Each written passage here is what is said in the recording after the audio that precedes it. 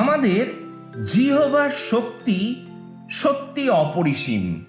নিজের জীবনকে অভিশাপ দেওয়া বন্ধ করুন। আপনি যা যা বলেন সেগুলো সব আপনার মস্তিষ্ক শোনে। বিশেষ করে যে কথাগুলো আপনি বারবার বলেন।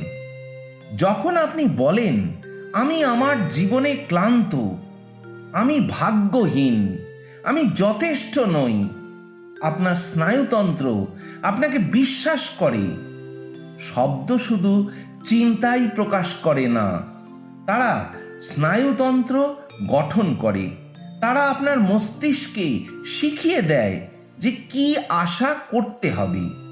মনোবিজ্ঞান দেখায় যে বারবার নিজের সম্পর্কে নেতিবাচক কথা বললে স্ট্রেস হরমোন বৃদ্ধি পায়, উদ্বেগের চক্র এবং অর্জিত অসহায়ত্ব বাড়িয়ে তোলে।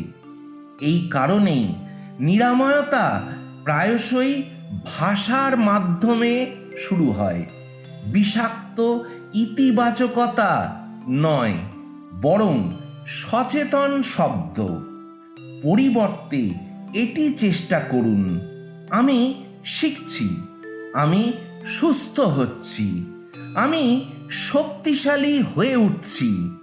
একই বাস্তবতা, গতিপথ ভিন্ন।